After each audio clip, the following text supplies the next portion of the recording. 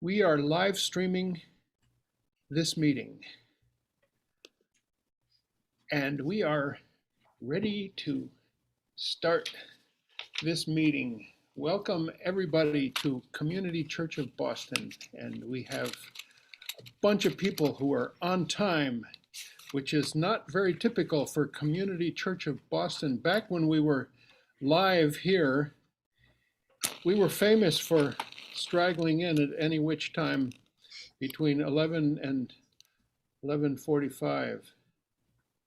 Maybe it was because some people just liked the speaker and didn't like all the preliminary churchy stuff and announcements and activism. But anyway, there's a bunch of us and we're here, and I want to welcome you.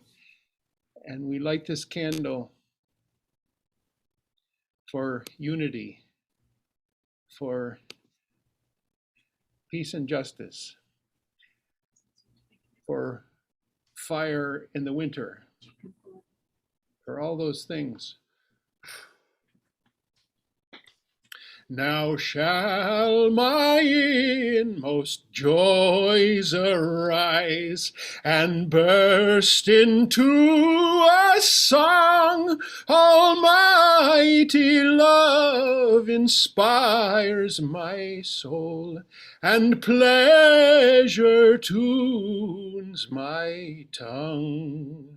I sing that to introduce Moira Smiley, from whom we learned that little song. I think it's from the Sacred Harp tradition. I think it's called Africa, and I have no idea why it's called that, but Moira does that so beautifully with several different vocal ensembles that we've heard her lead over the years. One of them was called Vida, and another one with several different iterations of personnel was called Voco.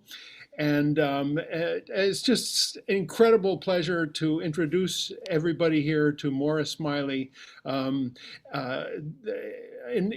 enormous heart and soul, and just fabulous voice, and just incredible professional accomplishments to run down, but I won't. I'll just introduce this lovely artist to you all. Thank you, Moira, for joining us, and Thank you. take it away. Oops, I removed you instead of myself. Sorry.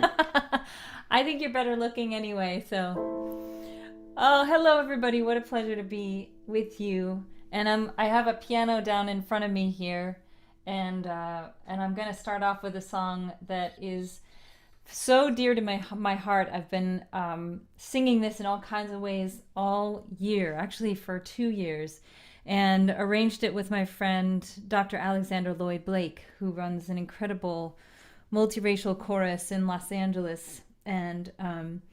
And this is the work, a song of Blind Willie Johnson, an amazing Texas bluesman and gospel singer and sometimes preacher. This is a lesser known song from him. And I heard of it through a recording that Alan Lomax made of another singer in northern Mississippi by the name of Sidney Hempel Carter, who sang for Alan Lomax many, many amazing songs. And she sang a version of this beautiful song. Everybody ought to treat a stranger right. Here's my version of her version. Everybody ought to treat a stranger right. Everybody ought to treat a stranger right. And everybody ought to treat a stranger right when they're a long way from home. 'Cause we're a long way from home. We're a long way from home. Be mindful how you're speaking. Be careful how you go along.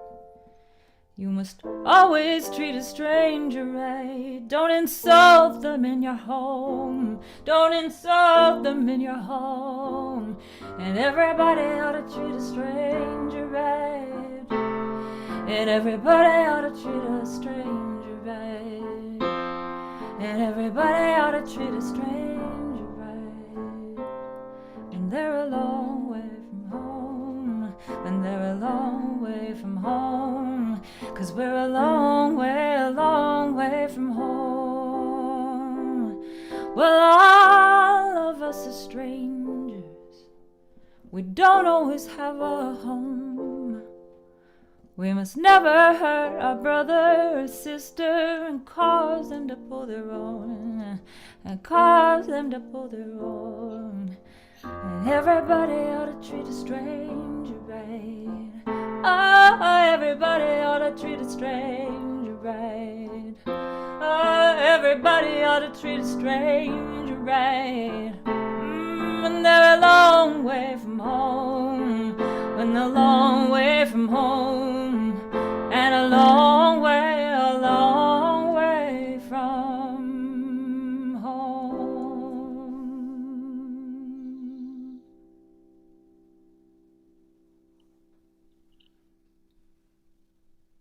Thank you, Moira. It's beautiful.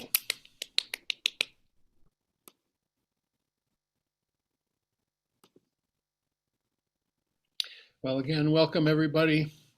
We're in Copley Square. Moira joins us from Bristol, Vermont, and Margaret joins us from Newton, Massachusetts, and our tech guru Charlie joins us from Brighton, Massachusetts, and lots of you from a lot of other places. But we're down here holding the fort. On this morning, we are joined by only two people. One is our bookkeeper, Zin Lee, who comes down on Sunday mornings and does some work, our marvelous bookkeeper. I mentioned the rest of our staff as well. Crystal Rollins Jackson, who does all of our publications and office management. Thurman Judge, who shoveled the snow and cleaned the ice. And Luis Guzman, who keeps the place clean and will bring Salvadoran pupusas for lunch to whoever happens to arrive. You're welcome here. Not too many people are showing up, and that's okay because we have this bizarre medium known as Zoom, and we're here in the auditorium with a lot of books. And I invite anyone who's interested to come and take a look through the books that we inherited from Bob Datilio, who passed away a year and 3-4 months ago. It's just too much to believe. Presently, it takes up about half of the auditorium, and the entire third floor is devoted to his books and his scholarly investigations on Sacco and Vanzetti and on early Italian anarchism and related topics. It's just so many books. We have to get rid of a lot of them, but it's sort of a nice coincidence that the pandemic means that there's not much going on in this building. Anyway, welcome everybody. I want to tell you about some upcoming things at the church. Next Sunday is a program that we occasionally do, just very personal look into some member or person who's closely involved with the church. And this is Victor Wallace, who's going to talk about his mom on Mother's Day. It's called The Art of Diane Esmond, presented by her son, and will be rich with imagery of his painter mother's work. Diane Esmond, 1910 to 1981, artist who lived in France and then the United States and then back in France, and who painted a rich wealth of images. So that'll be really nice. And we will be joined from Switzerland by both my friends and Victor's friends, Matt Callahan and Yvonne Moore, who are a wonderful duo couple who live in Switzerland, but in normal times tour pretty frequently to the United States, and they've been here a number of times, do really interesting presentations. The week after that, we have another Gullette. His name is David Gullette, and he happens to be joining us today in the same house as a certain Margaret Morganroth Gullette. And David brings us a whole bunch of poets. The Poets Theater is a marvelous organization that we've presented numerous times. This is called A Murmuration of Poets, #2, with the Poets Theater. Poets Mark Halliday, Charles Coe, Gail Mazur, Tino Villanueva, who I look forward to seeing. I haven't seen since 1985, when we both got arrested in front of the JFK building. Barbara Rass and Joseph Featherstone. It's a rich embarrassment of riches, of poetry riches, which, by the way, I'll tell you, we also have just this table full of poetry books. Bob Datilio collected every kind of book, but he was especially into poetry, and he was especially, and I, what I'll tell you is that we've been sort of categorizing the books, and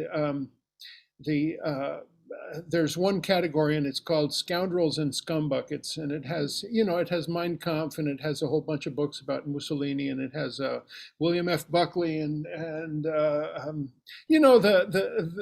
type. And anyway, it's also at the base of the poetry section, which has Ezra Pound, and Bob Datilio was obsessed with Ezra Pound.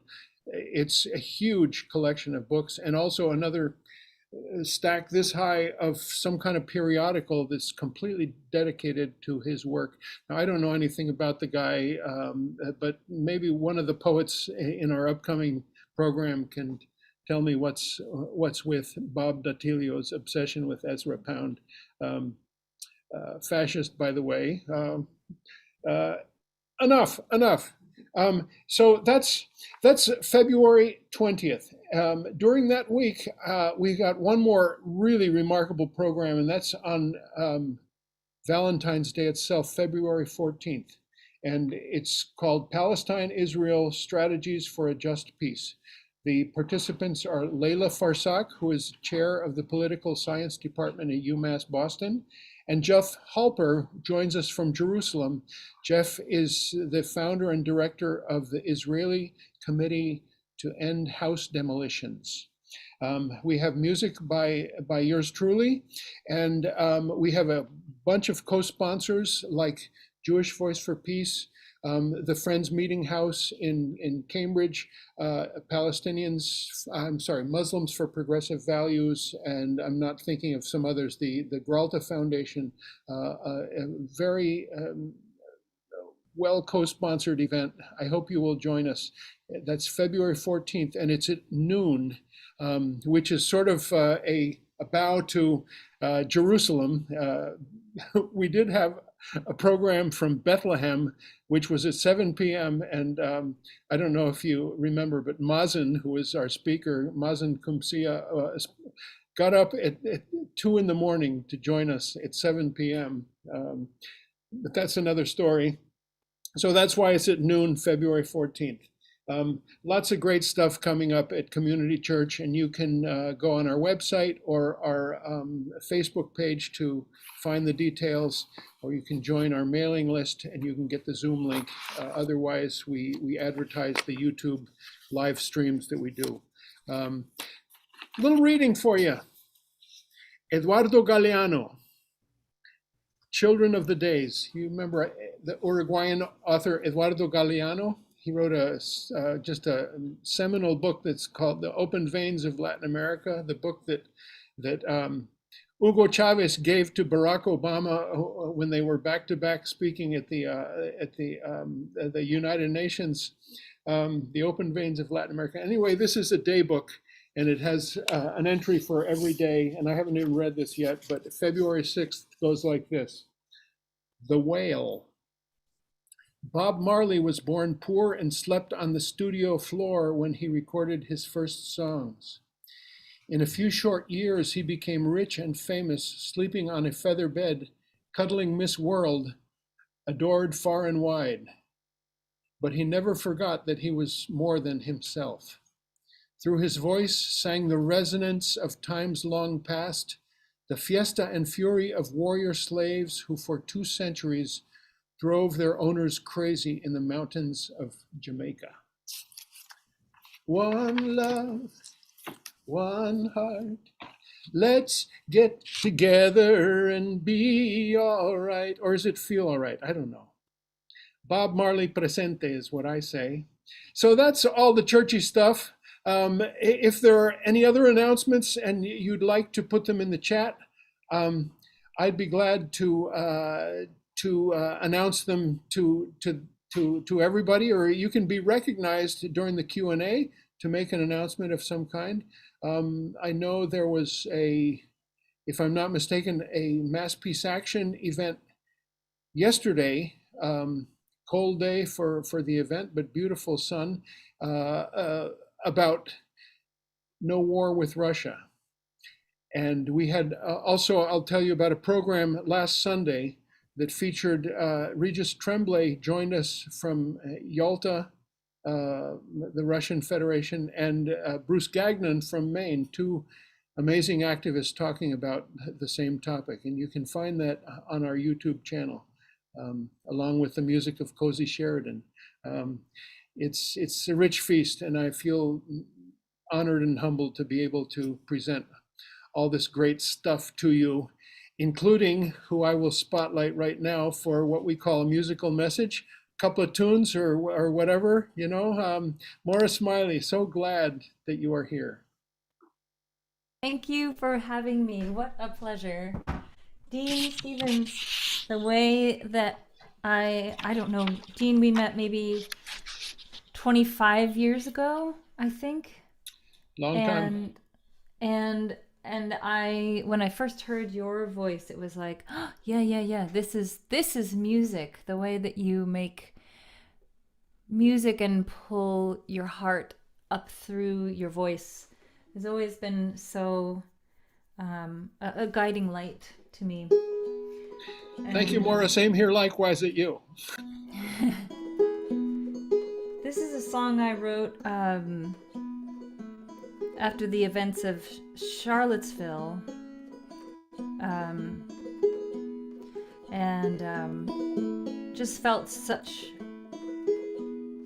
a rage, really. But this sweet little song came out in which I'm talking to a bird and asking the bird, how do you keep doing it? How do you keep singing? How do you keep making art?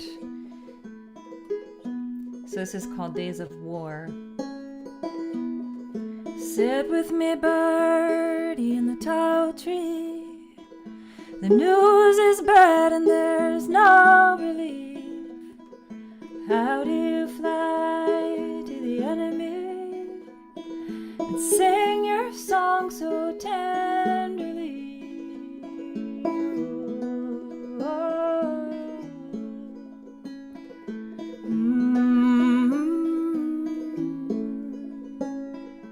When I fly to the enemy, the fear is high 'cause you don't agree, and tempers flare, and the cry is war. No one listens anymore. Yeah.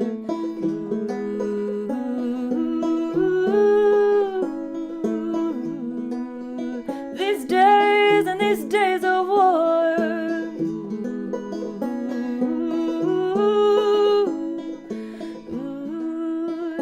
Days of war. Oh, little bird, do you fly in fear, up and away from the hatred here? Do you see a meeting ground between our camps where you touched down? Oh yes, sometimes I fly in fear, and I sing so softly so you cannot hear. But I sometimes see your meeting ground beneath the smoke and the battle sounds. Yeah.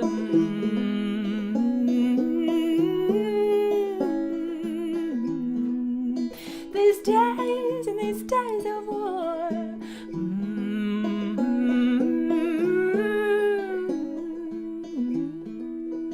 These days of war. Ah, little bird, why do you fly away?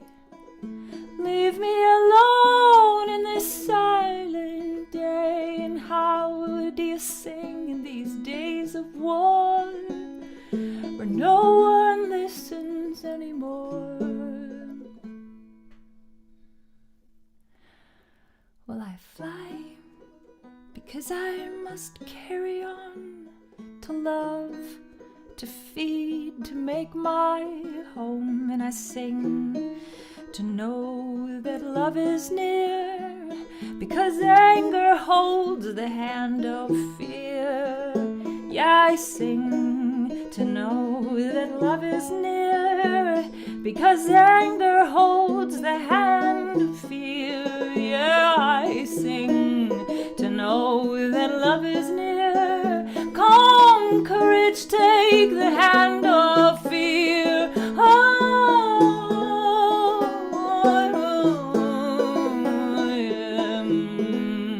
These days and these days of war.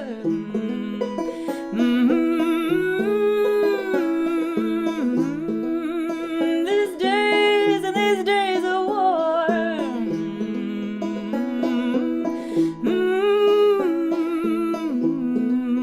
And these days and these days of war.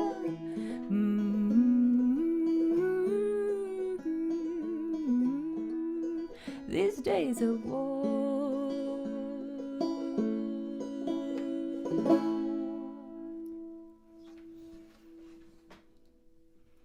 Thank you, Hazel.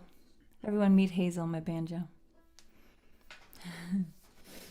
All right, I'm going to come back to the piano and just sing you one more song. This is a song that I spent several summers working in refugee camps after I was on tour with a wonderful band called Tune Yards, and we crossed the English Channel a lot between Europe and the UK, and we were seeing this incredible buildup of fear and anguish about the Calais jungle, which is a refugee camp, unofficial.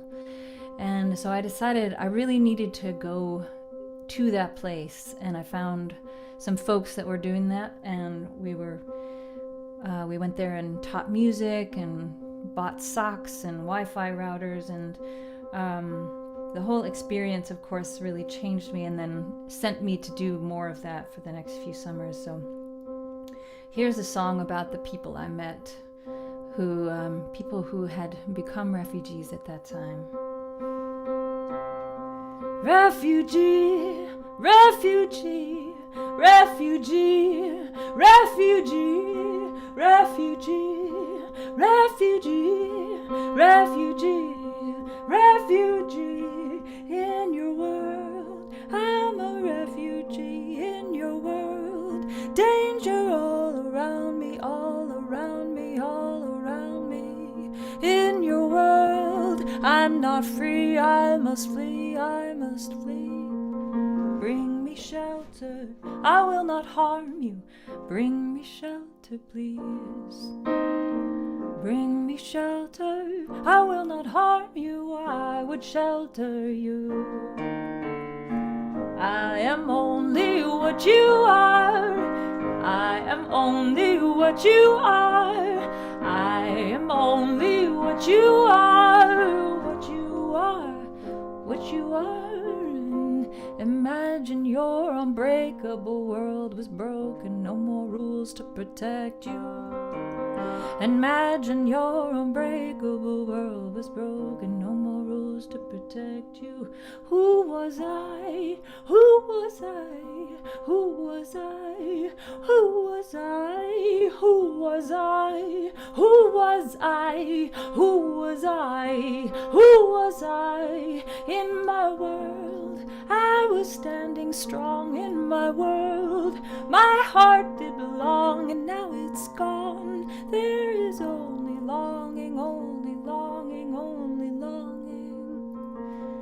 Bring me shelter, I will not harm you. Bring me shelter, please. Bring me shelter, I will not harm you. I would shelter you. I am only what you are. I am only what you are. I am only what you are. What you are. What you are. And I am only what you are. I am only what you are. I am only what you are. What you are. What you are. Imagine your unbreakable world was broken. No more rules to protect you. Imagine your unbreakable world was broken. No more rules to protect you. Imagine your unbreakable world was broken. No more rules to protect you. Refugee, refugee, refugee, refugee, refugee, refugee, refugee, refugee. Thank you.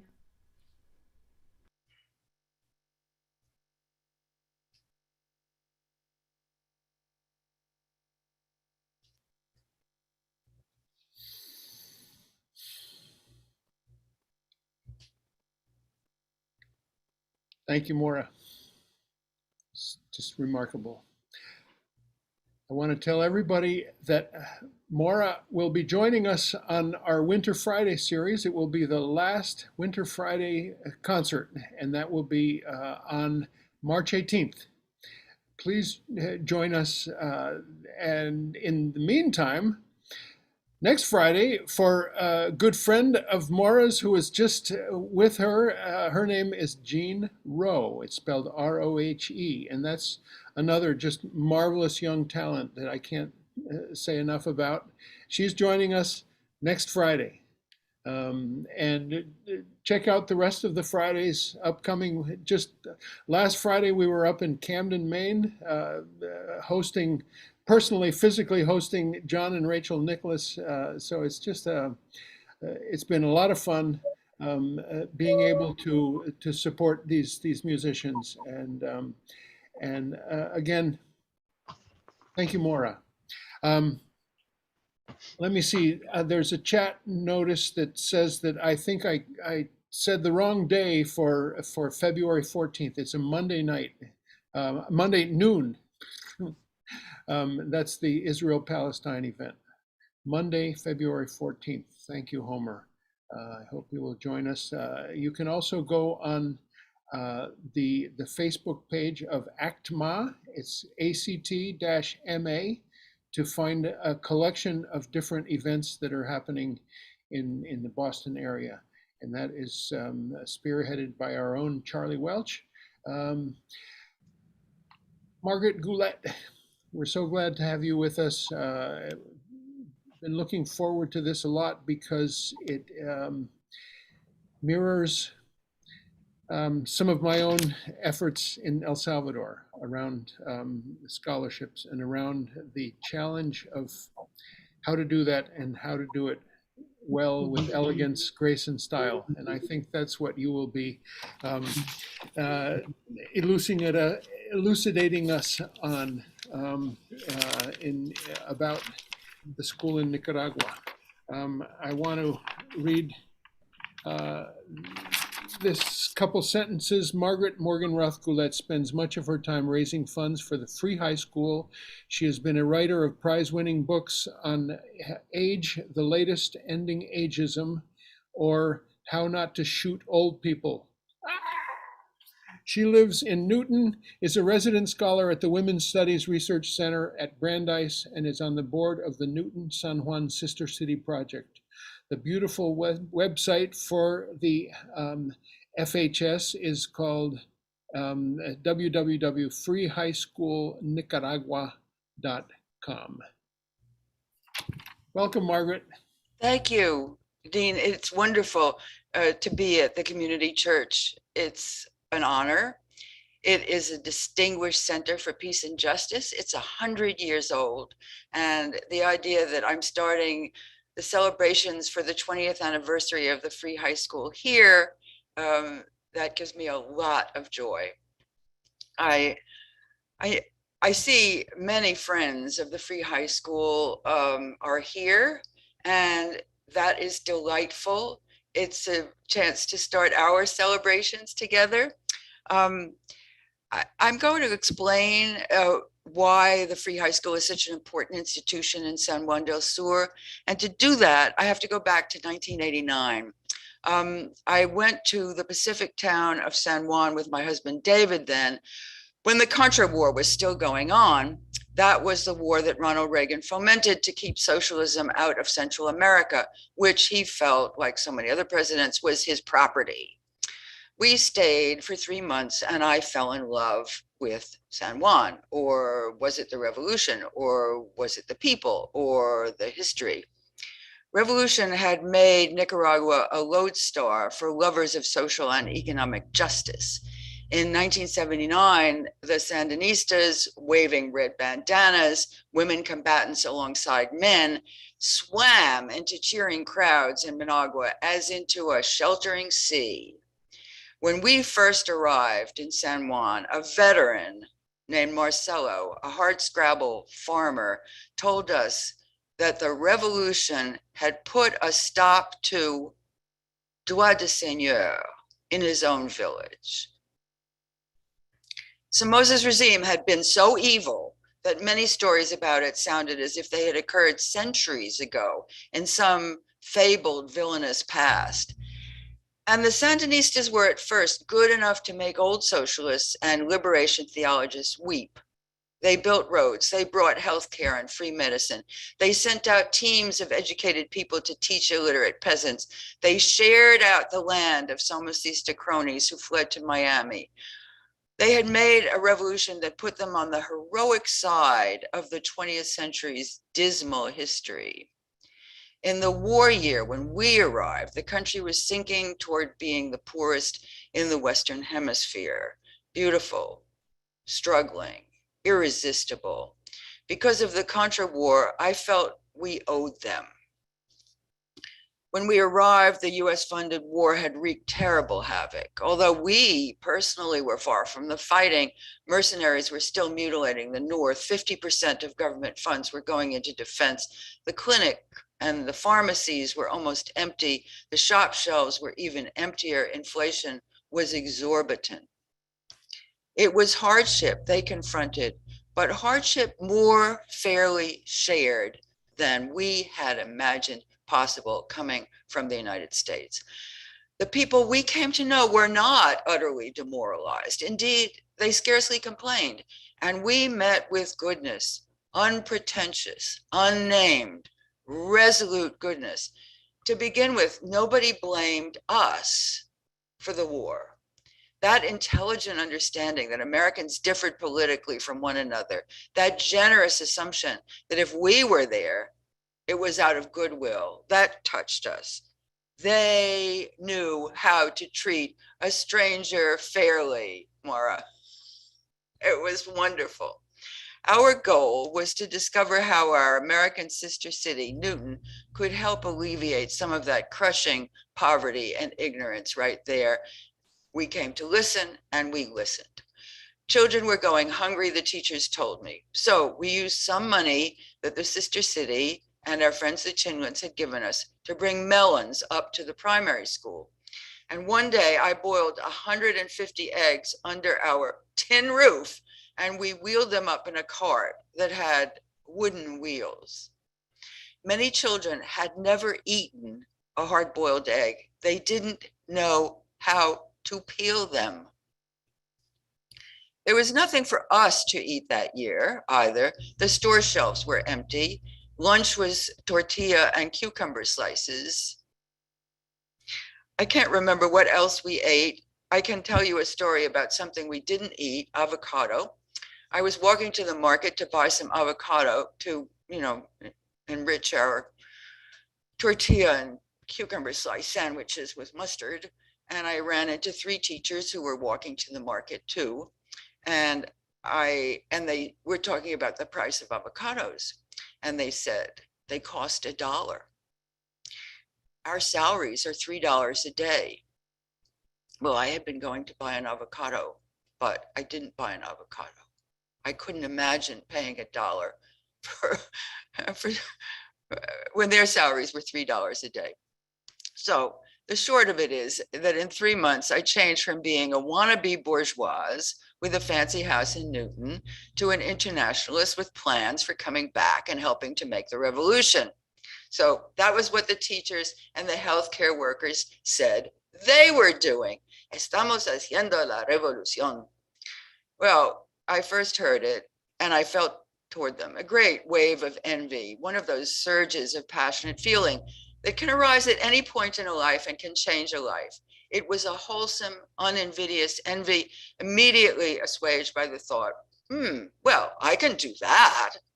The question of what I actually could best do hung over me uselessly for several years, mainly because it was a macho society and I was just, and everybody else spoke Spanish, and I couldn't figure out how to be useful.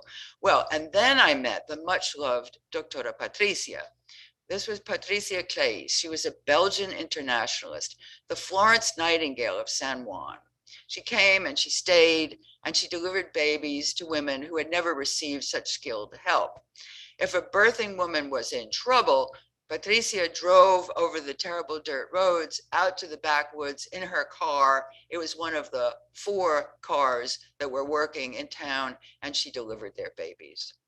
So she seized upon all the needs, and she got money from some Maoists in Belgium, and she opened a clinic for pregnant women and newborn babies. And then she multiplied herself, starting a network of paramedics, rural health outreach workers, brigadistas de salud, to serve all over San Juan's 250 square miles of wilderness and farmland, spotted with isolated houses and divided from the port and the resort by the little rivers that swell in the rainy seasons. We would have to deal with them when we designed our program for teaching people. In finding and training 2 women in each locale, plus some in the barrios, she was helped by Rosalena Bello, a community leader and public health activist. Rosalena was to become a good friend, an activist, my close colleague, and the rector of the Free High School. But she was just a community leader that few people knew at that time. Well, hunger mounted after 1990.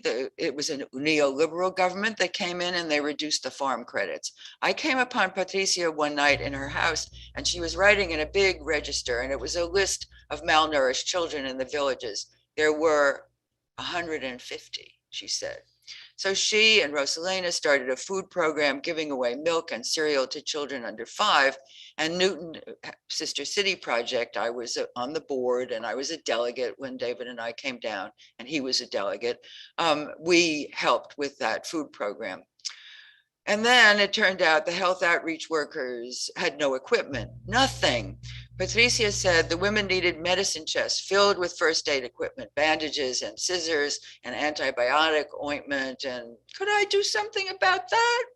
So I went back to Newton Wellesley Hospital and I found out who the president was, and somebody knew him, and he made a speech and I made a speech to the employees from the surgeons on down, and voila, they bought and outfitted 80 medicine chests, and the Newton Sister City sent them down. So Patricia and Rosalena were also trying to figure out what I was best equipped to do. And they started again with some of the grimness that I've already told you about. After running the clinic for 5 years, the statistics had not improved. The data on infant mortality and maternal mortality were not improving, and they knew why. The women were illiterate. The mothers were illiterate. The vanguard theory behind literacy, which had been endorsed by United Nations conferences on development in Cairo, in Stockholm, in Vienna, and to be in Beijing. The theory is if you empower women, you go a long way to solving many other problems, and they're all interrelated. spousal abuse, unwanted babies, child abuse, malnutrition, preventable illnesses, illiteracy in the next generation. So using email from 3 different countries, Rosalena and Patricia and I wrote a grant application for a literacy project for women. It wasn't my field. I had to find a grad student from Harvard's Kennedy School to teach me how to write a grant proposal for something other than my field, which was comparative literature at that time. So the concept of Patricia and Rosalena was brilliantly simple. The illiterate women aged 14 to, it turned out, 55 or 60 would be taught in small groups in their home villages by the same health worker who was already bringing them family planning information or prenatal care or first aid and good communication with Rosalena's clinic. And they had a reading workbook picked out. It was written by a collective in Matagalpa, and it appealed. I loved it. It appealed to women's knowledge of their real lives. There was a story about marital rape. There was a cartoon showing how women work from sun to sun, but women's work is never done. And there were syllable lessons that featured pene, penis, as well as pena, pain, and I called it Palo Ferry for women. So I translated and amplified this remarkable program, and I hustled funding. I got 23 rejections and 1 acceptance from a marvelous woman, an Italian immigrant to the United States who had known fascism, and her name was Flavia Robinson, and she was to help our work for many years, she and her husband Marshall. So down there in Nicaragua, they lured in 280 women, some of them very hesitant. They selected, and I'll come back to why they were so hesitant. They selected 33 of the best educated health workers to receive training in how to teach reading to adults. And they bought the blackboards and the chalk. The program began in July 1998. The learners sat down with a feminist workbook in their laps. They looked up eagerly and anxiously at the teacher, and they started the journey that begins with A. The classes met in homes, in porches. Some women had to carry their own chairs from home. All the women got their own workbooks. So I am going to put up a photo. I hope you can see it. Good. This is the teacher, the one in pink. And the other thing you'll notice is that the women they're not of all ages. They're not as old as some of them. I'll show you another one. And if you look at the house, this is one of those old houses that were made out of boards when the trees in Nicaragua were still very big. It has a zinc roof. This is one of the better houses. It's in a village called Cebadia. And you look at the ages of the girls and the women in the picture. They did not have an elementary school in Cebadia until many years later when the Newton Sister City built it. And then it only got built because a graduate of the free high school made such a stink about their not having an elementary school that it shamed the Ministry of Education into letting us build, us being the Newton Sister City project, and letting us build an elementary school. And that was the first time in 2005, but this was 1998. So you look at the ages of these girls and women, and none of them had had more than, at most, a year of education. And I don't know how the young woman in pink had gotten enough education to teach them. She must have had a 6th grade diploma.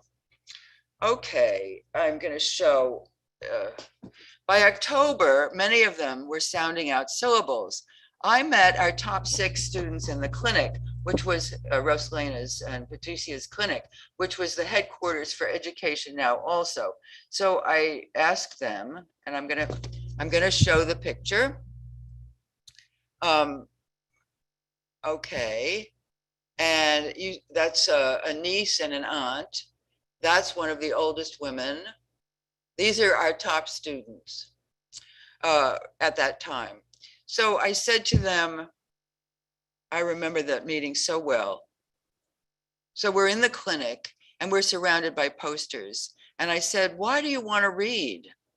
And one of the women pointed to a poster over her shoulder And it was full of, cuneiform as far as she was concerned. And she said to read that poster.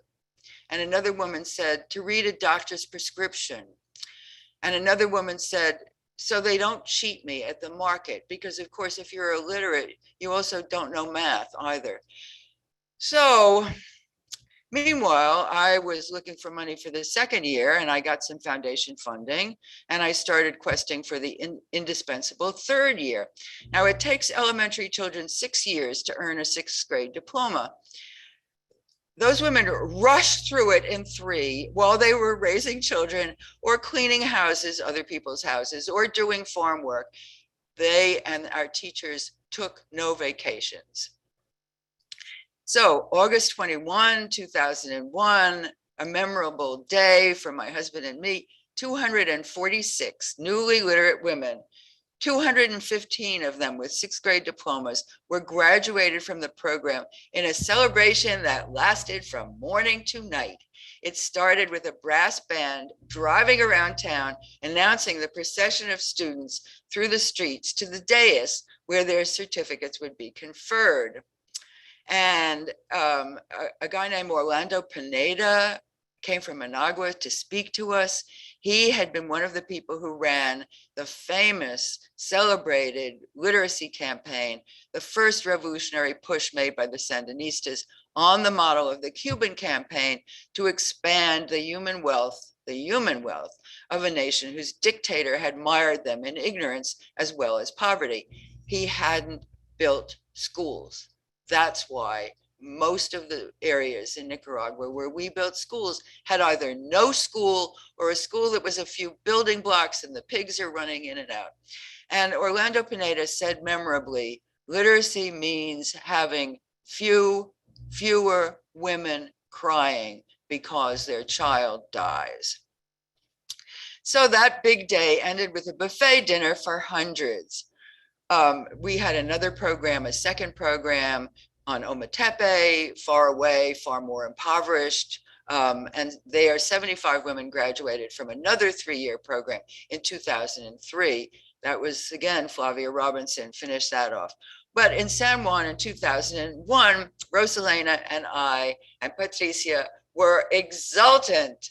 They turned to me that day and they said, now the women want a high school. Okay, I brought you up to the high school. They said, if the women are over 18 or they have a baby, the regular high school won't let them in. And if they're young, they can't go 5 days a week because they work all week or they live too far away. And the idea was to admit everyone who had been shut out of the system. We would be the second chance school, and it would have to be for men too, because the government wouldn't guarantee our high school diplomas unless we were admitted men. But that was okay, because we had a gender agenda. We were going to teach about gender. We were going to make women and men equal in a macho culture, and we needed men the same lessons and the same education. And of course, the school would have to be free. So another brilliant structure. In the rural areas, we'd start 7th grade, just 7th grade the first year, in villages that could provide a minimum number of people with 6th grade diplomas. And in town, we would hold classes in an elementary school on Saturday. And the best available teachers, who were sometimes the literacy teachers from the previous program, they would be taught standard 7th grade material by college educated trainers. And in town, all the teachers would be college trained, and we offered all 5 years of high school. So that's what we did as soon as I could get together the first year's money. In 2002, I gave a talk to my college reunion, and my Radcliffe cousins, my classmates, started donating. Annette Hollander and Ruth Messenger did so that year, and they've done so every year. And 2 of my classmates, Connie Wilson Higginson and Caroline Cross Chinlin, who may be here, also serve on my advisory committee. That's a hardworking bunch of people raising money every single year, 20 years. There's a photo I'm going to show you because fundraising is a big deal. This is on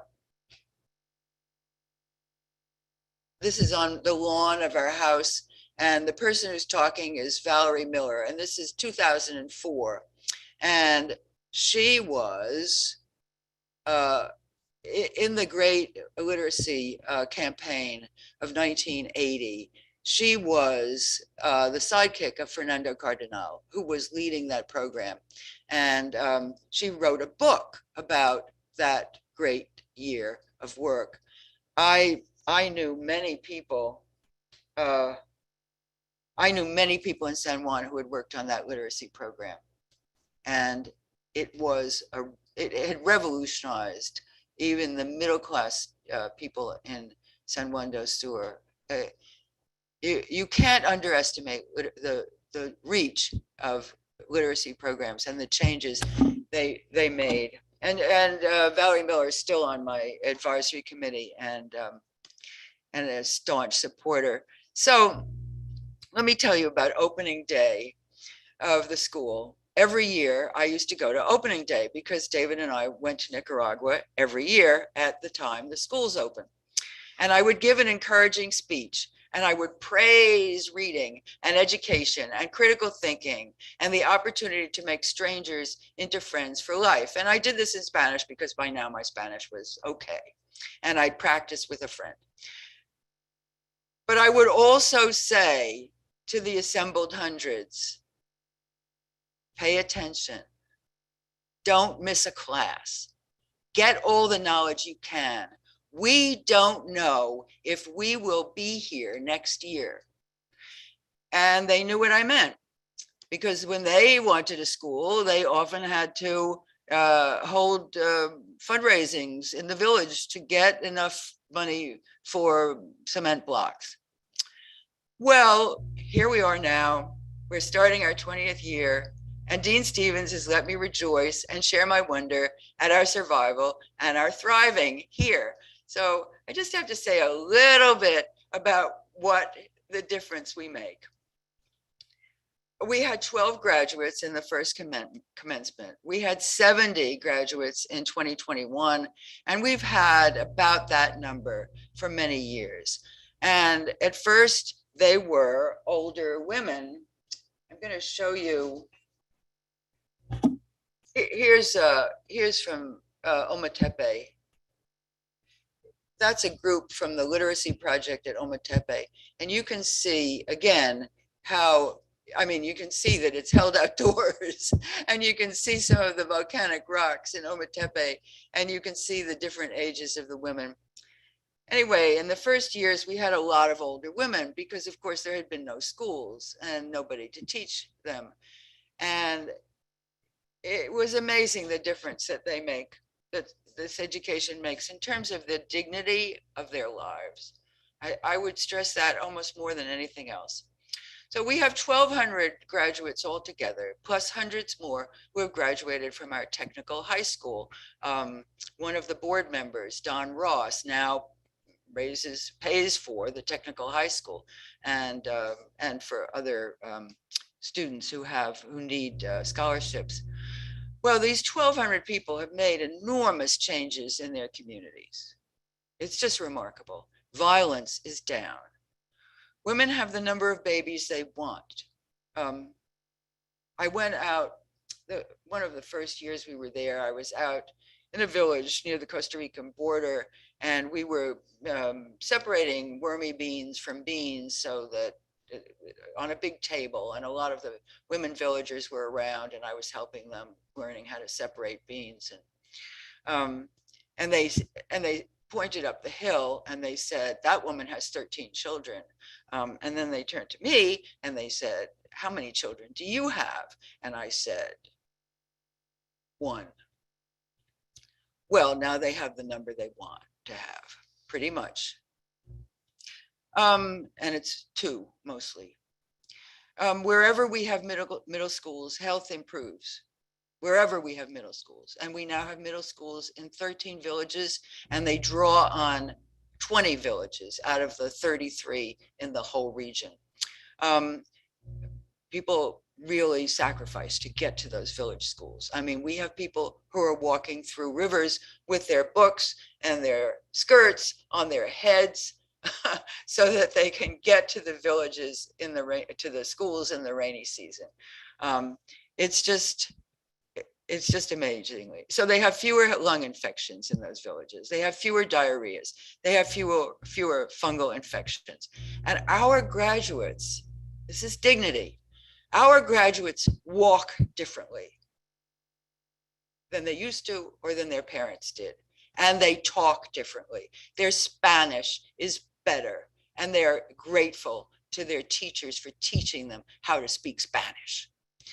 And they are no longer afraid, and they speak up for themselves, and they educate their children better, and they have jobs. We haven't surveyed them as much as we need to, but at one point, about 87% had jobs.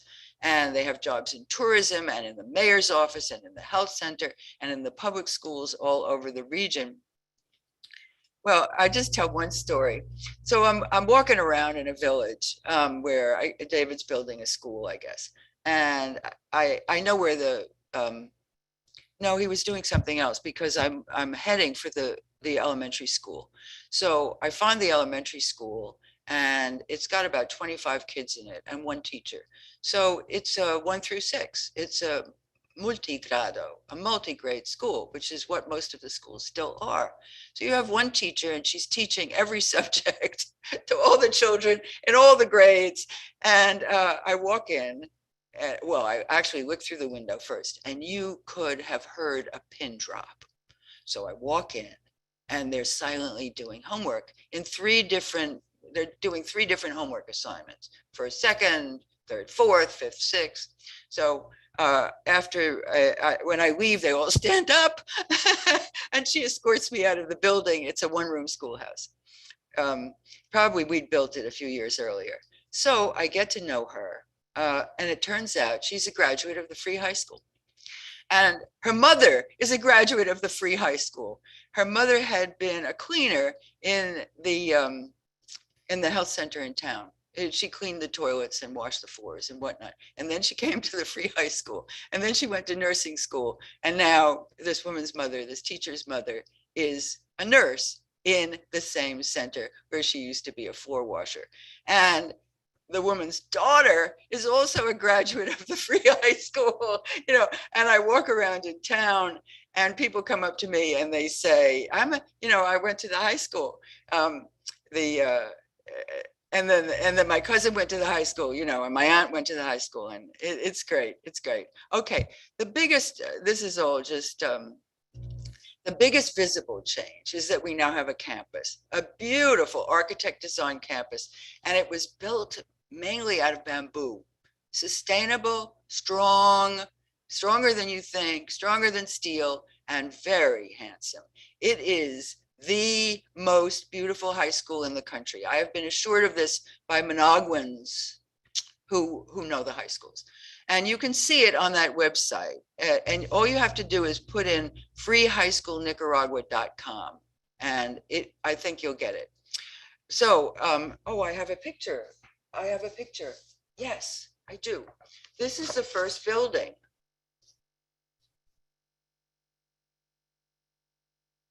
It's amazing. It has 4 classrooms. We have 7 classrooms all together now. And it's 2-story. It's one of the few buildings in town that's 2 stories. And you can see the bamboo. The classrooms are large. It's just beautiful. It's just beautiful. The main donors were the volunteers of Random Acts, some of whom came and helped the crew build. Richard Krushnick and Susan Markowitz are our liaisons with Random Acts, and they also are on my wonderful advisory committee. So we have 7 classrooms. Oh, the working of the bamboo is so beautiful. And we have a state-of-the-art computer lab with enough computers so that no one has to share. We have a daycare center, so women or men can come and leave their children there on Saturday or Sunday. We have eco latrines, that's composting toilets, and we have regular bathrooms in lovely buildings, model buildings. Everybody should know what a gorgeous echo latrine looks like. Okay, I'm going to show one more picture. These have obviously, I haven't digitized all my favorite pictures. They just haven't, it's just hard to do for some of them. This is one of the ones that it's hard to do. That's Rosalena. That's Rosalena standing next to me.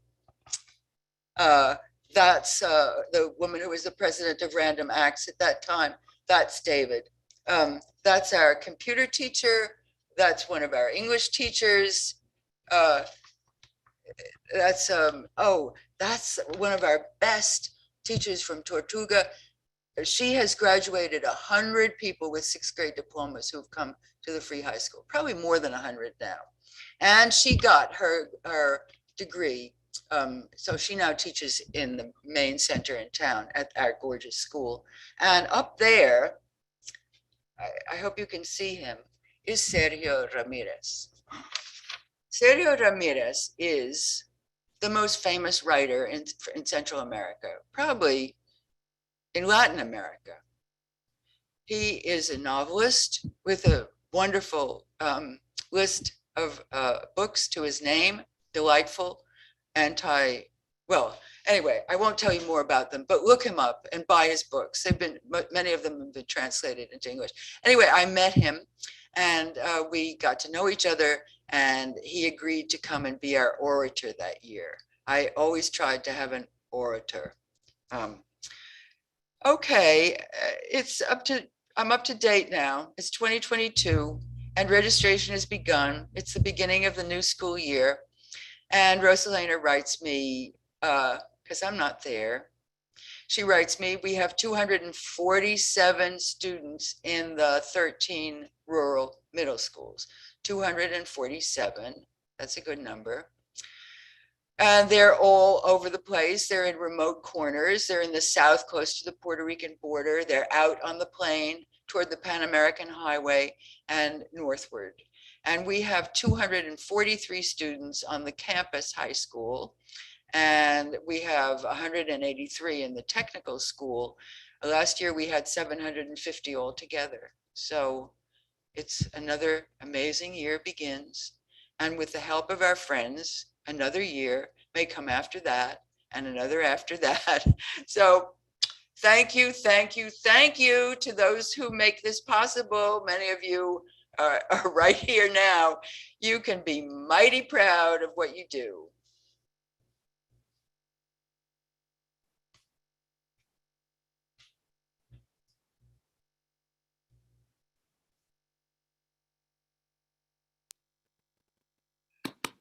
Can you hear my applause, Margaret?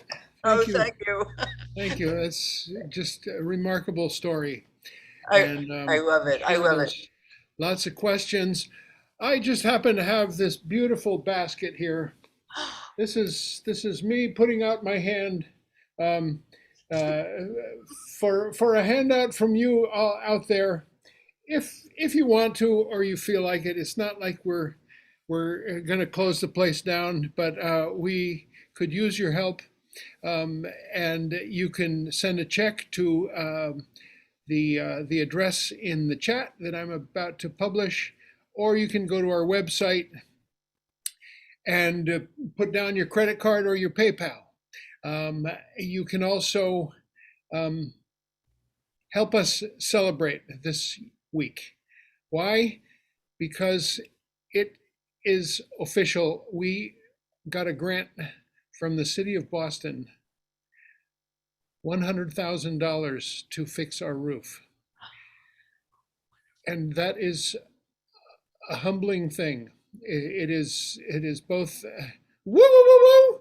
It is also just a sort of it's a look at it yourself to say we are an institution for the people of Boston. The Community Preservation Act paid for this grant for us to have a fresh new roof that we've needed for a long time. And it means we have to figure out what we are. We've been trying to do that for 100 years. Believe me, the archive is loaded with. I have a whole special category. It's called "What is Community Church?" and it's just all different ministers and people speculating on what this thing is. But you know, it's we are there for the people. We are there to feed people, to help house people, to help change the city, to help change the state and the world and for a better place and a better planet. And we are there to be a thorn in the side of the city of Boston. We are there to provide a place for speakers like Margaret and poets like the ones who David will bring. So it's just a proud moment that not only did we get that grant, and we were also encouraged very vigorously to reapply for the rest of the grant that we applied for, which will also fix our, replace or repair our front windows and our back windows. So it's a happy moment, and we can still use your help even despite that, because we have a funky old building to keep running. And while you're at it, check out Moira Smiley's music. She has a mess of beautiful CDs. You can find her music online. You can go to moirasmiley.com. That's spelled MoiraSmiley. And let's just hear another song from Moira. Come on. Oh my goodness, Margaret, that was such a beautiful. You're such a beautiful storyteller, as well as a maker of such good things. And I'm really, I was really incredibly. I don't know why I'm getting I'm getting a message to unmute myself, but I think I'm unmuted. But yeah, that was so inspiring, and just such a lesson in doing the work with the people around you, keeping with it. And I'm just, I was going to do another song, a different song, but I decided I loved the image you had, that you shared, of the women crossing rivers during the rainy season and, you know, having to lift their belongings above them to get to school. And so I just thought I'd do an old song of mine called "Stand in That River," which is a real sweetie, in honor of them and in honor of you and in honor of Dean and this community church. Thank you very much for having me. And this is kind of a sing-alongable one, so if you feel like humming, please do. I went to my river, but my river was dry. The dust rose up to a darkened sky. Tell me, where is hope? Where do the waters run clear? I do not know my way from here. Come and stand in that river, current gentle and slow. Send your troubles down water, down on that water flow. When you stand in that river, angels will sing in your head, secrets beyond every worry, dreams beyond every dread. Oh, tell me, sister, brother, where does that river flow? It flows down to the great water, where soon my people will go. Come and stand in that river,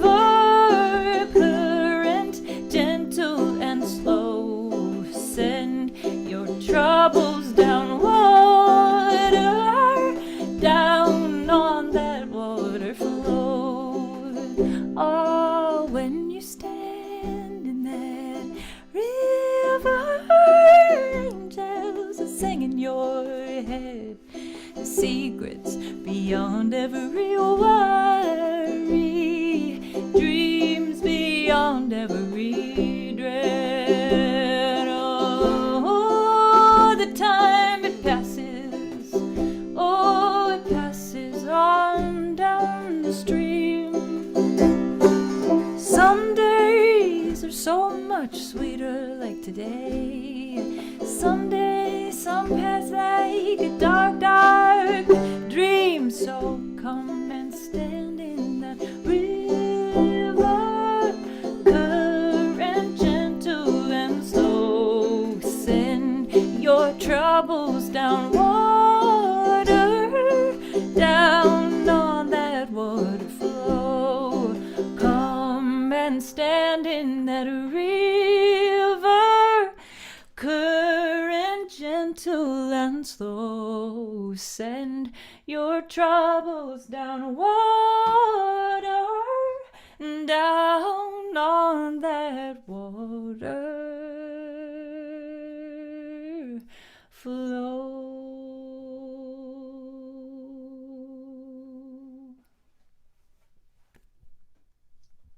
Thank you. Thank you. It was lovely. Can I show one more photograph, Dean? Of course, Margaret. Let me put you up here.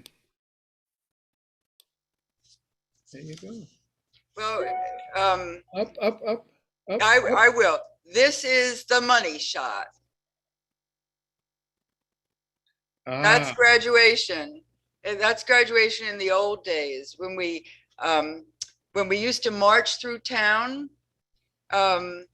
This is from the high school, and what you see is everybody has somebody on their arm, and the person on their arm is the person who has helped them most, encouraged them most to get the education. I know this woman, Belkis Guillen. She's become a certified public accountant. This person seems to be with her father. This woman seems to be with her son. I know Martin Calderon, that's his wife. I've known that family since 1989, and their children. He must have gone to the regular high school, but she went to ours. Now, of course, if you go to the website, you'll see photographs of marching up to the campus in their robes, and that's an amazing sight. We have a gorgeous sort of jungly campus with a big plaza up front and the wonderful architectural designed buildings around it. So I think there are some. There's one question. Margaret, when you get a chance, will you put that website in a chat? And we will save the chat and we will have it on our YouTube channel comments. Oh, so, that's great. I just put it up. Oh, okay. No, you didn't. You put up the Newton. No, before that, the freehighschoolnicaragua.com. Just above it. Oh, good. Okay. And there's the, San Juan del Sur. So, yeah, we have, I don't see the towns where, it's a tourist map. So it has the villas and whatnot, but it doesn't have the towns. But anyway, we have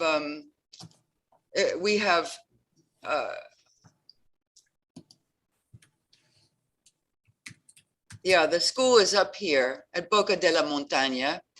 And then we have one at Baston, which is up on the Chocolata, and then a bunch. And this is, up here is the Great Plain that I talked about, and down here is Costa Rica. Thank you, Charlie. Oh, yes, okay, yes. Okay, so here we have a branch at, we have a rural high school at Escamilquita. We have a couple in the backwoods here. We have one around here, which is Ceylon and Santa Elena. Thanks, that's great. So the chat, I got a question from somebody who taught at UCA. That's the University of Central America in Nicaragua in 1986, 88. And she asked, what's your relationship with the government's Department of Education? Well, that's an interesting story. We went there, of course, they're great. You know, I mean, they certify our diplomas. So, I mean, we couldn't have a high school without their acquiescence and approval. But we went there in 2005, Rosalena and her husband and I, and we had a great meeting with a vice director. And he said, we are going to give you books. And they didn't, and they didn't, and they didn't. And then finally, I think about 3-4 years ago, they gave us about 1,200 books. It isn't enough, but it was very nice because we had been mimeographing every bit of material we gave out, and it used up an enormous amount of paper and cartridges. And it was, and of course, the mimeograph machine, they have to come from Managua to fix the mimeograph machine. So that it saved us a lot of our own money that they did that. And we hope to get more help from them. So the relationship is good. It's just not perfect.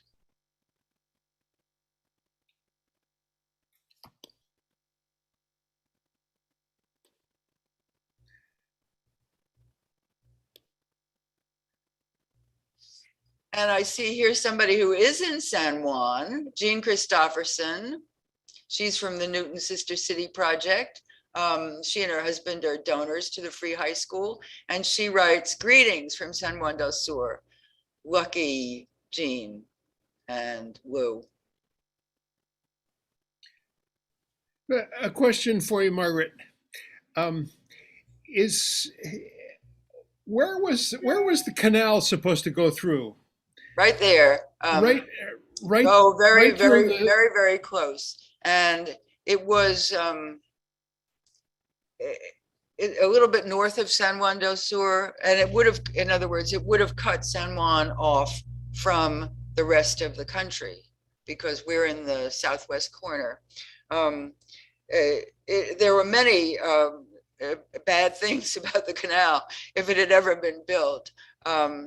But I think in terms of the economy, the local economy, which of course our students have to live in, whether they're more highly educated or not, it would have been just a disaster, I think, because people come to San Juan as a tourist area, and it's actually pretty well, its tax receipts are pretty good compared to other cities except Managua.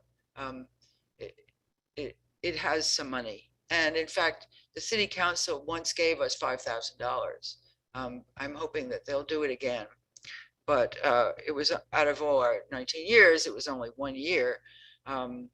So yeah, that's the canal story. But I don't think people ever believed that the canal was going to get made. I think people looked at the numbers and they just said, this won't happen. And is it completely off the drawing board, not being considered anymore? I really don't know. I mean, Ortega was doing it with a businessman from China. I think it's probably, he couldn't raise the money. The Chinese and the Japanese are both, particularly the Japanese, have had good relations with San Juan del Sur. We have a new hospital that is right near the mayor's office in town. That was a gift. Rosalena was the mayor at that time, and she helped put the finishing touches on the contract, but it had been in the works for a while, she tells me. I really haven't said enough about Rosalena. She is a remarkable person. She has been the heart and soul of every good thing that's happened in San Juan. And I've just been this sort of diligent person with her telling me what the needs are, and trying to help there. But in the 90s, when she and Patricia were closest, she was going to Managua every weekend. She had 2 young kids, and she became a doctor in that time. So now she is La Doctora, and everybody in town knows her as La Doctora. She's the rector of the high school. She's been the rector of the high school since the beginning. So she runs the clinic, and then in the mayor's office, she opened a couple of really important innovations. One of them is a birthing house. In other words, if you come from a rural area, you could come to the birthing house within 2 weeks. Let's say you could figure out exactly what your 2 weeks till labor, and you could come and just stay there. And it is lovely. An architect who was teaching in our technical institute designed it, and I visited it, and it was very nice, very clean, very pretty. The women looked comfortable, the food was good. I mean, she was just amazing. She had helped build 100 houses for poor people while she was she had a short term, actually, unfortunately, a short term, but she helped build 100 houses for poor people. It was, I have to say, it used to be really great to work in San Juan in terms of relationships with the town and the city council.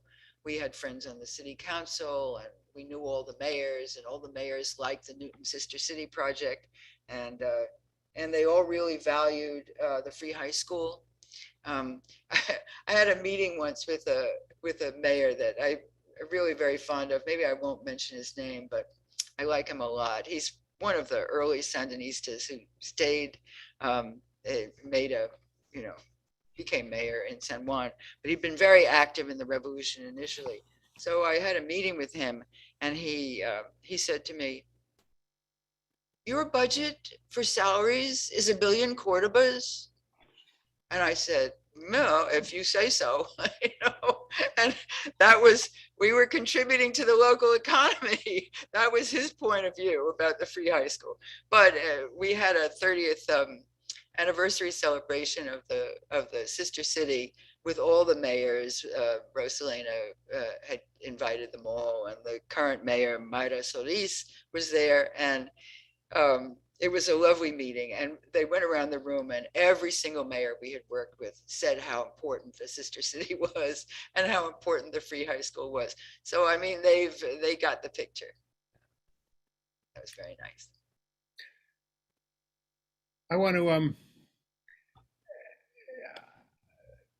follow up on that a little bit with a little bit of a story about the canal. I was when that was all afoot, what it was like 3 or 4 years ago, I saw a YouTube that had Ortega being interviewed, basically saying, well, the freshwater shark in the Lake of Nicaragua are extinct, so it's okay for us to salinize, is that the right word?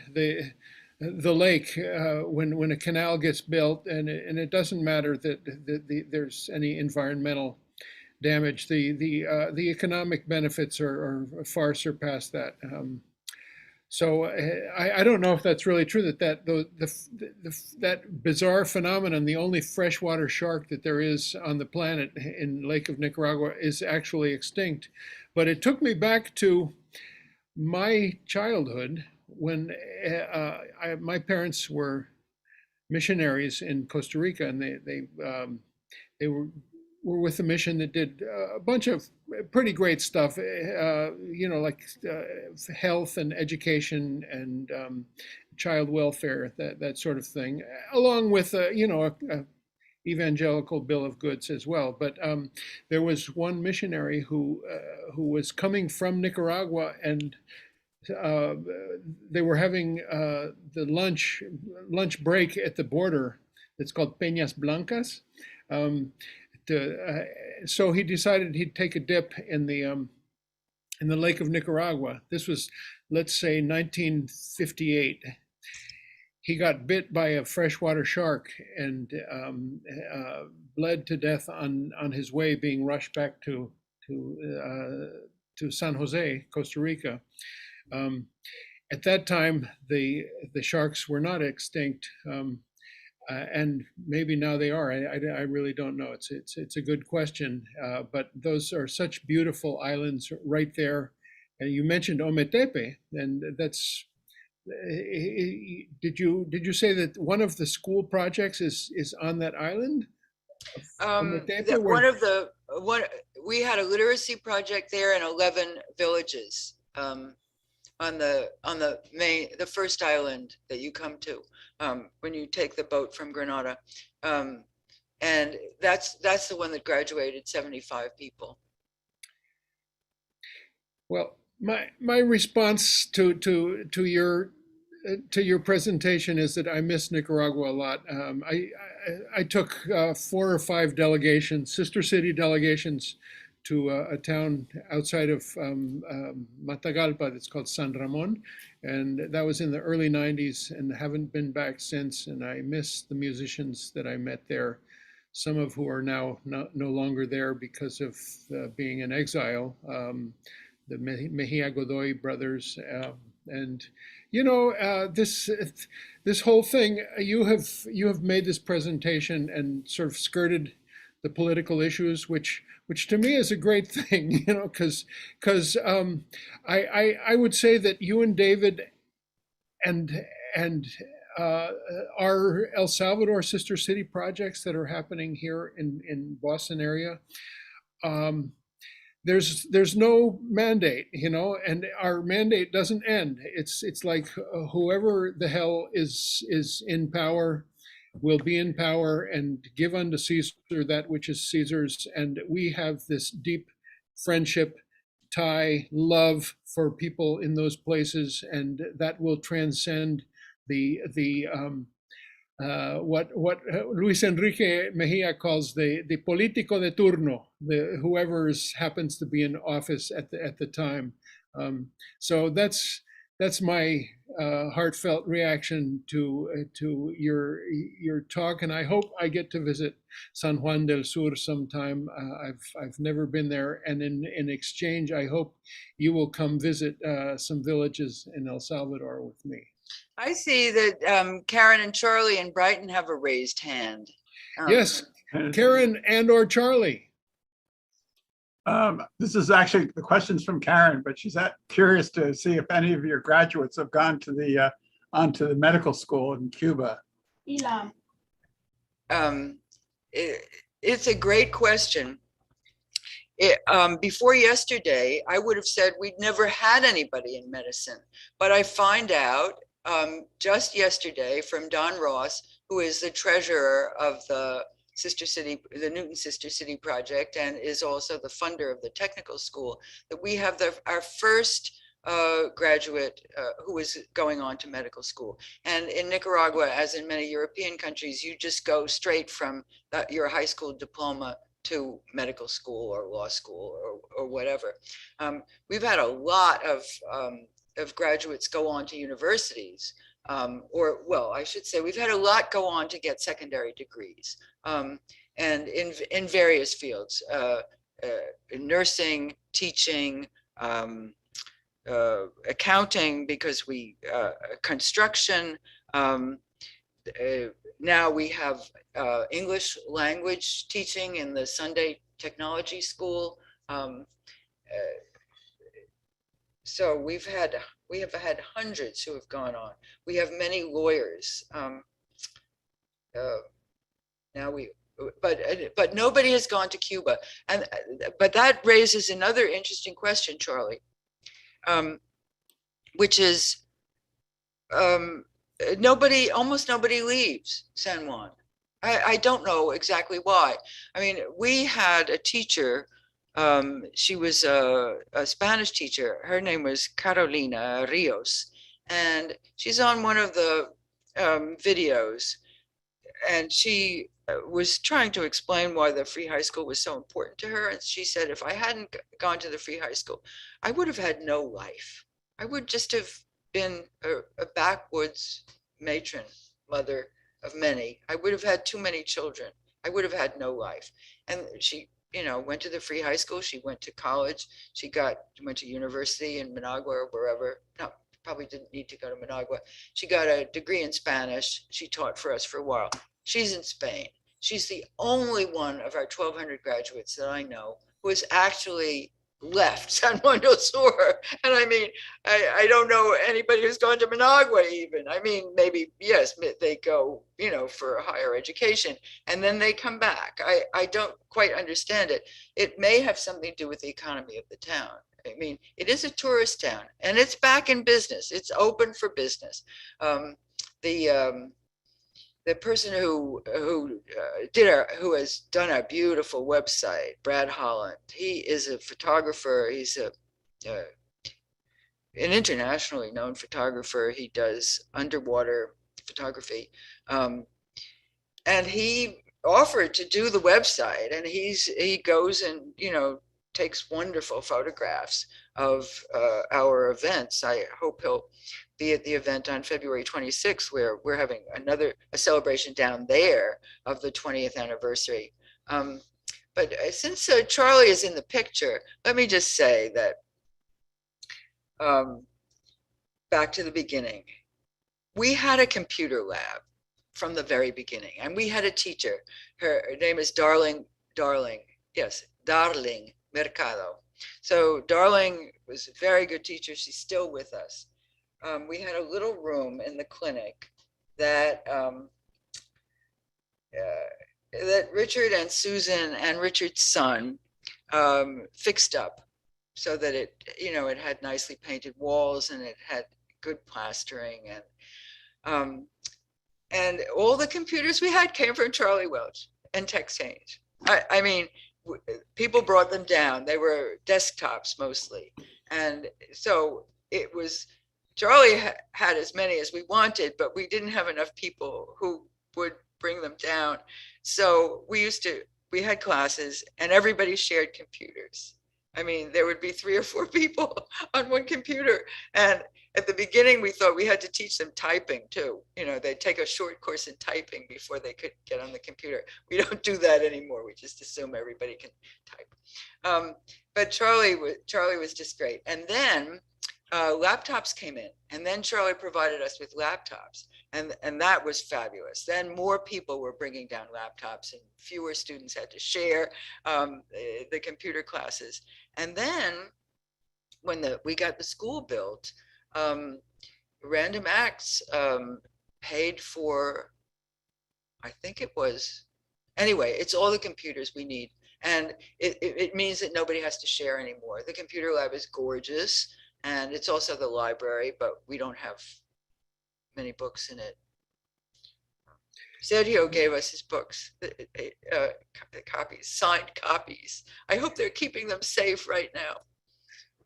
May I add that Charlie has sent about a dozen computers with us to a village called El Litoral, and there's a computer lab there, and several other laptops for different scholarship students. So.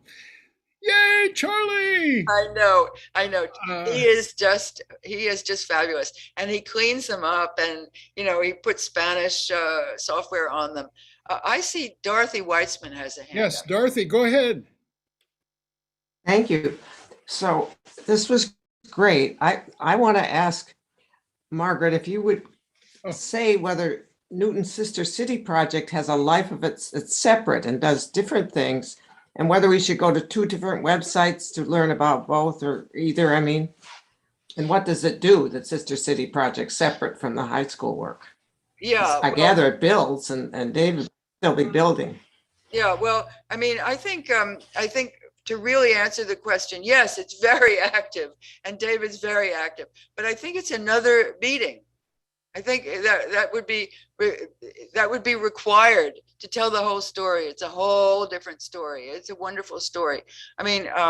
Originally we built schools, and so I'm just going to say, two sentences about it, although it deserves way more. We built about 17 schools, or repaired them, or expanded them. And those were the years in which David and I were going down just for 2 weeks, because he was working, he was teaching. And so we'd get the project started. We had a master mason, and and people told us where the schools needed to be built. And if we built one, the ministry would put a teacher there, which was great. And then the ministry started getting its own money to build schools. And so they started building schools. There are now nice rural elementary schools all over the place. And in fact, our rural middle schools are mostly located in the very nice elementary schools, some of which we built and some of which we didn't. So we're there, our teachers are there in the afternoons, 4 afternoons a week, 40, I think they have 48 contact hours a week, a month rather, for the middle schools. So, I mean, to move back to the free high school, my subject today, our students learn very rapidly, more rapidly than regular students do, because they have to. In other words, you get 48 contact hours in our rural middle schools. Well, you get a lot more if you're going to a regular, elementary school. Well, actually, there aren't any. But I mean, if you went to the regular high school, you'd be going every day, 5 days a week. And we don't do that. We can't do that. Our people work during the week. So they only have like 3 or 4 hours in the afternoon, 12 hours a week to dedicate. And the same is true of the Saturday school. I mean, the Saturday school runs from about 8:15 to I think 3:45. So you have to learn in 48 weeks of that time what high school students, regular high school students, get a whole lot more hours to learn. And they do. I mean, it's just, I'm interested in adult education. I think there are a lot of people here who are. We have a lot of educators who support both programs, the Free High School and the Newton Sister City Project, and have supported these are adult education programs. I mean, at the moment, well, I said we used to have a lot of people who were older, up to 55 or 60 years old. We've had a couple of midwives, for example, who were illiterate. And then they went to the literacy program, and then they were good. I mean, they were what there was, and they were good. Dr. Patricia supplemented them, but some of them were just illiterate. Good women, midwives are important in a culture like that. They certainly were important all through the early years. But what adult education proves is that you've got immense amounts of talent in those areas, the poorest areas in the world. I say this without a hesitation because of the San Juan experience. You have the poorest people in the hemisphere next to Haiti, with such energy and such intelligence and such talent. And I mean, we lose some, people drop out, girls still get pregnant with unwanted pregnancies. I mean, we should be doing more in terms of sex ed curriculum. I mean, there's a lot of pushback from that, from the government, among others. I mean, and it's in the culture, the pushback is in the culture.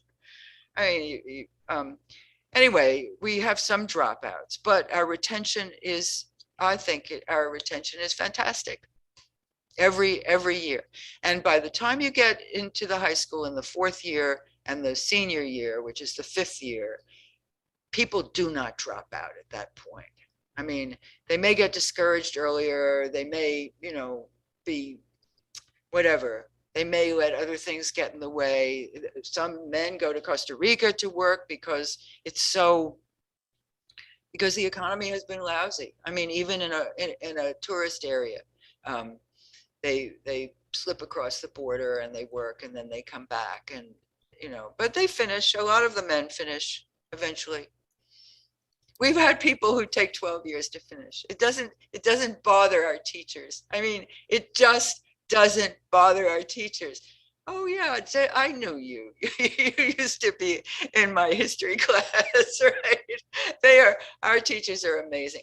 They're mostly teachers who teach in the high school. There are 2 high schools in town. One is private and the other is public.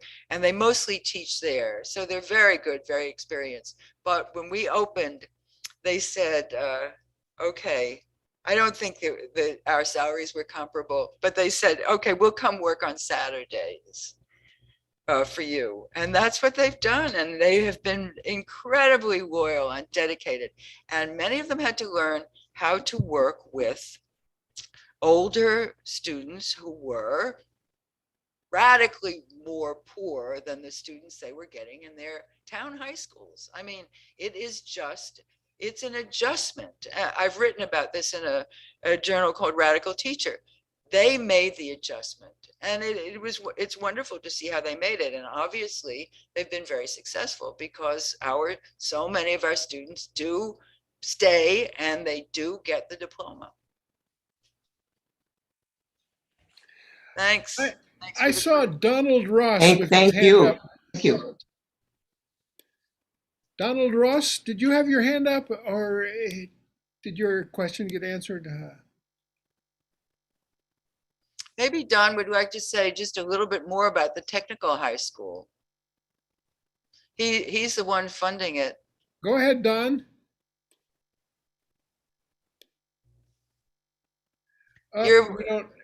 We don't hear you, Don. Let's see. And it looks like you're... Okay, can you hear me now? Yes, yes. All I was add was what David put into the chat, that to answer Dorothy's question, besides the free high school, the Sister City Project has other projects that they've worked on. For many years, we were helping the local communities build, or we would help them, teach them how to build water filters for their wells to get the bacteria and viruses and other negatives out of the wells. But David's the one who should talk too, because look at his comment in the chat that now we're working on building echo stoves to get this smoke that the people in the kitchens were breathing out of their kitchens. So I mean, you really should have David. I just wanted to answer Dorothy's question, but David's the one who should really answer. David, unmute. Some Sunday I'll come and tell the whole story. Good. But I'll just say one thing, one stunning statistic. More people on this planet will die this year from cooking smoke than will die from malaria and AIDS combined. And that's mostly women and their children who hang Mostly out. women and children, moms, grandmas, and the kids that follow them around all day. Open fires are death to poor families. Premature death. Well, let's see if there's anybody flailing their hands to join us. It looks like we have a whole mess of wonderful people that have been with us for a good bunch of time. I think it's time for us to roll up the credits a little bit here and thank everybody who's joined us today, especially our speaker, Margaret Morganroth Gullette. We have Carolyn in the audience here who has a comment. Come on up, Carolyn, and you can take your mask off, and she will speak loudly.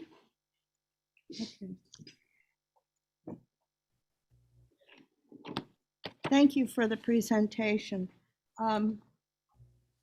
When I used to go over to MIT once a year, they sponsor student projects, and they usually are things that are to benefit the third world, things like drinking water, filters, and different things that can be made inexpensively and taken into places like Central America. And I'm sure that they would probably have a prototype for at least one cooking stove that is sustainable and non-lethal. Usually the cost of these things are relatively inexpensive and they haven't been marketed. And what it is it's a competition that different people will put projects in. And I don't remember, I haven't been there in years. And now with COVID, I'm sure they further shut it down. But they have these projects, and I would look into MIT student projects for cooking stoves to see if you can pull something up. And then have somebody, being that they're not marketed at this point, look around for somebody who can actually make them and for your use. And Good then, idea, Carolyn. Thank you. Yeah. We actually have had partnerships with a group called Engineers Without Borders. Many campuses around the US have these. Oh, And the Engineers Without Borders chapter at Lehigh University near Philly has worked very closely with us.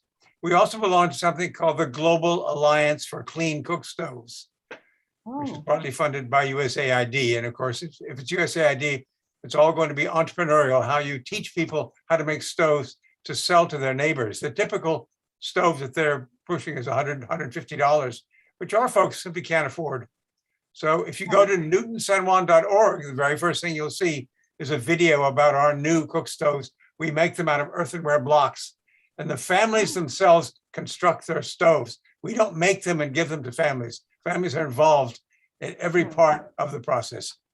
Okay. They're pretty cheap. But this is specifically a competition, a contest once a year, only through MIT, only for MIT students. Yeah, there's something at MIT called the D Lab, which is devoted to what they call appropriate technology, sort of breakthrough ideas for how to get. I've kept some of the things because I thought that they might even be workable for the first world, but I've got, they would be in storage. I don't have access to them immediately. Thank you. I'll check with MIT again. We have friends there. Good. Okay.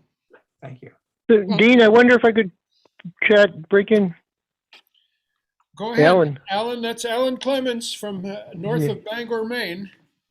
East Central Maine. Yeah. East Central. Yes, Maine. thank you, Margaret. That was a wonderful presentation and lovely music. Moira, I believe.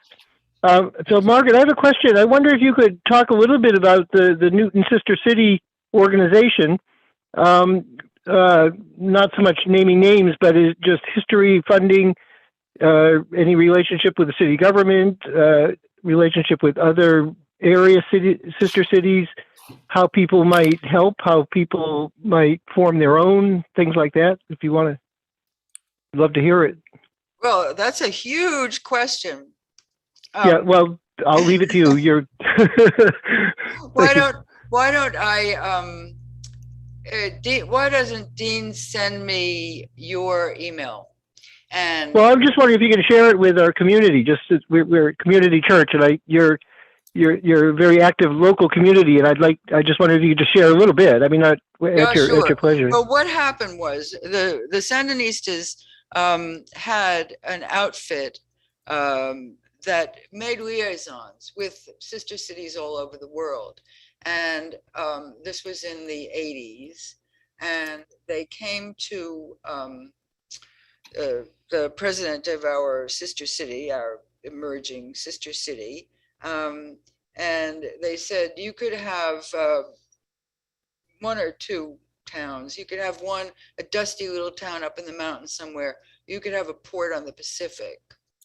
So he said, yeah, we'll take the port on the Pacific. And I don't know whether you can do that with the government anymore. Maybe you can, but I don't know.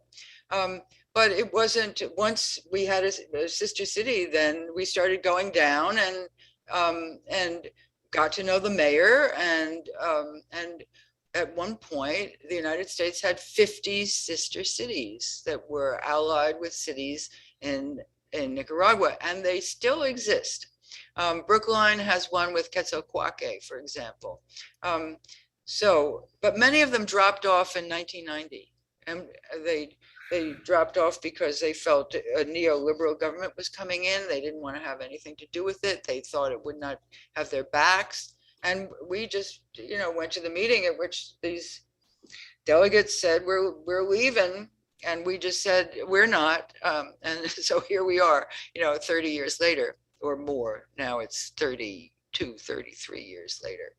So I think it's doable. And I think if the first thing is to find out whether they're still giving out cities like that.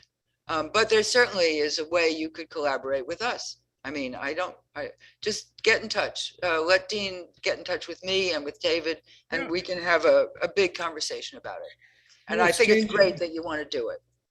We'll exchange those email addresses, and we get to hear Moira once more with a wonderful song. It just occurred to me that she had sung this on this thing that you should all know about. It's called the Daily Antidote, and it has somebody joining us every day at noon for song inspiration. And Moira did this one.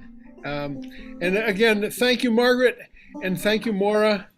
And with this goodbye song, we bid you goodbye. Take it away, Moira, and over and out.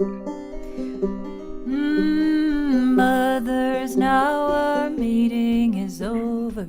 Mothers, we must part.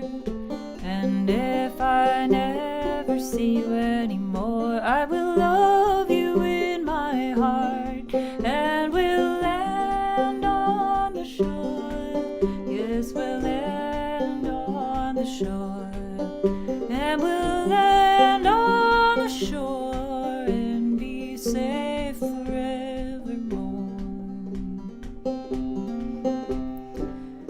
Fathers, my fathers, our fathers, now our meeting is over. Fathers, we must part. And if I never see you anymore, I will love you in my heart. And we'll land on the shore. And we'll land on the shore. Land on the shore and be safe forevermore.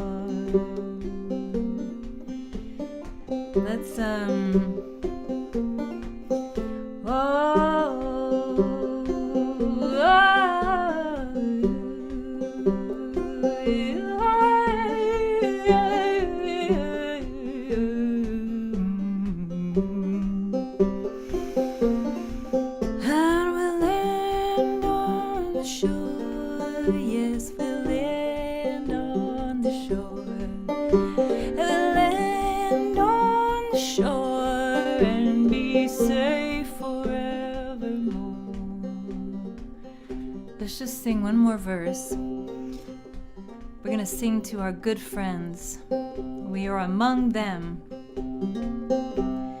Good friends, now our meeting is over. Good friends, we must part. And if I never see you anymore, I will love you in my heart. And we'll land on the shore. Yes, we'll land on the shore. And we'll land on the shore and be safe forevermore. And we'll land on the shore. Yes, we'll land on the shore. And we'll land on the shore and be safe forevermore.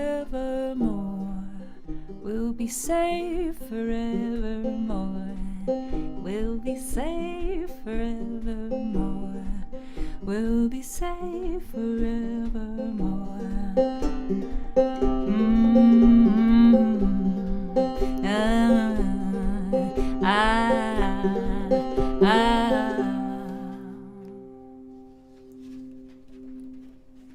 Thank you. Oh, beautiful, Moira. And thank you, everybody. We hope to see you on a winter Friday at 7 p.m. for concerts. Jean Rowe coming up, Maura Smiley coming up March 18th, and others as well in between the Fridays. And for other programs on Sundays, and that Monday program, Feb 14th, about Israel-Palestine. Thank you, everybody, for joining us today. Meeting at the building is over. And Thank you.